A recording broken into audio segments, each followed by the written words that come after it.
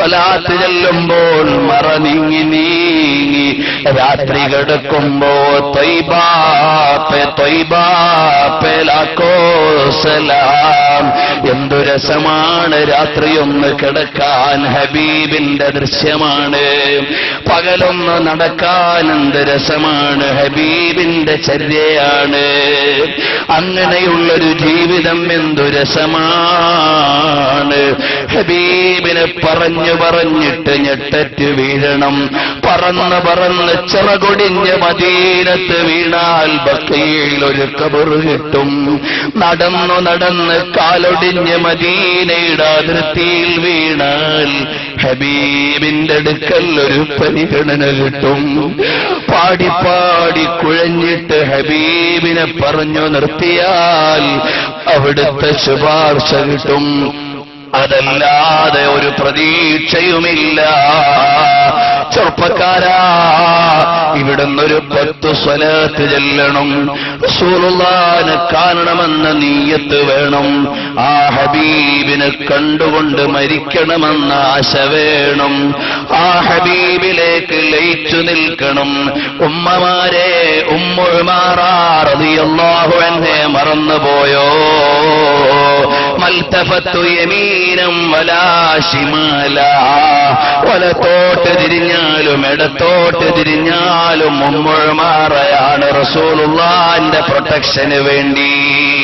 കണ്ടില്ലേ, ഒരു സ്വഹാബി നെഞ്ചുകൊണ്ട് പരിചയാണ് അമ്പ് തടുക്കാൻ. കണ്ടില്ലേ, വേറൊരു സ്വഹാബി മുതുകുകൊണ്ട് പരിചയാണ് ഹബീബിനെ സംരക്ഷിക്കാൻ. കണ്ടില്ലേ, തൽഹത്ത് റളിയല്ലാഹു അൻഹു ഹബീബിനെ താങ്ങിപ്പിടിച്ചു കൊണ്ടുപോയി ഉഹദ് മലയുടെ ചാരത്ത് കയറാൻ.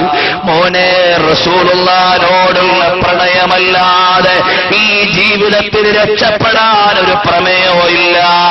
ഹബീബിന്റെ രോമമെടുക്കാൻ എന്റെ കൈക്കർഹതയില്ല. ഹബീബിന്റെ മദീനയിലെ മണ്ണ് തൊടാൻ എനിക്ക് അവകാശമില്ല. മാലിക് ഇമാം ചെരുപ്പിടാത്ത മണ്ണെന്റെ കണ്ണിൽ വെക്കാൻ എനിക്ക് അർഹതയുണ്ടോ? റസൂലുള്ളാഹിന്റെ രോമത്തെ ആക്ഷേപിക്കുന്നവരെ ഖൽബുകൊണ്ട് വെറുക്കണം സഹോദരാ. അത് മഹബ്ബത്തിന്റെ ഭാഗമാണ്, റസൂലുള്ളാഹിനോടുള്ള ഇഷ്കിന്റെ ഭാഗമാണ്. ഈ ജീവിതം തന്നെ ഹബീബിനാണ്. എന്തായാലും റസൂലുള്ളാഹിനെ പത്രക്കോളങ്ങളിൽ അവഹേളിക്കാൻ വേദിയൊരുക്കുന്ന സനദ്ധാരികളെ, നിങ്ങൾക്ക് ഹബീബിനെ അറിയില്ല. നിങ്ങളുടെ അന്ത്യം ഭയന്നോ? ഞങ്ങളെ ആശിഖീങ്ങളാണ്. യാ ആശിഖീന തവല്ലഹു ഫീ ഹുബ്ബിഹി. റസൂലുള്ളാഹിനെ പ്രണയിച്ചിട്ട് മത്താന്മാരായി മാറിക്കോ. അതുകൊണ്ട് ഈ ജീവിതം റസൂലുള്ളാഹിക്ക് വേണ്ടിയാകണം. ഹബീബിന്റെ പേര് പറയുമ്പോ കരഞ്ഞ മഹാനല്ലേ അഹ്മദ് ബിൻ ഹംബൽ തങ്ങൾ. ഹബീബിന്റെ പേര് കേട്ടപ്പോൾ ബോധം കെട്ടവരല്ലേ അവിടുത്തെ ഉസ്താദുമാർ. എത്ര പവിത്രമായ പേരാണ്. ഒരു സഹാബിയുടെ മകന്റെ പേര് മുഹമ്മദ് എന്നാണ്. ആ മകൻ കുരുത്തക്കേട് കാണിച്ചു. വേറൊരാൾ വിളിച്ചു എടാന്ന് ചേർത്തിട്ട് ആ പേര് വിളിച്ചു. അപ്പോൾ തന്നെ മകന്റെ പേര് മാറ്റി. റസൂലുള്ളാഹിന്റെ പേരിന്റെ മുമ്പിൽ എടാന്ന് വിളിക്കാൻ എന്റെ മകൻ കാരണമായി കൂടാ. ആ സ്നേഹമാണ് മോനെ റസൂലുള്ളാഹിനോട് വേണ്ടത്.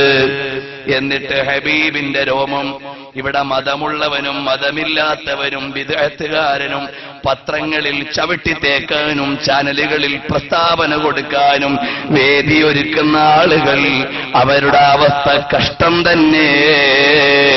ഇവിടെ നമുക്ക് മദീനത്തേക്കൊരു 10 സ്വലാത്ത് ചൊല്ലണം. ഹബീബിനെ കാണാൻ ഈ മജ്ലിസ് കാരണമാകണം. അല്ലാഹു തൗഫീഖ് തരട്ടെ. ഒരു തവണയെങ്കിലും ഹബീബിനെ കാണണം. മൗലായ സ്വല്ലി വസല്ലിം ദായിമൻ അബദാ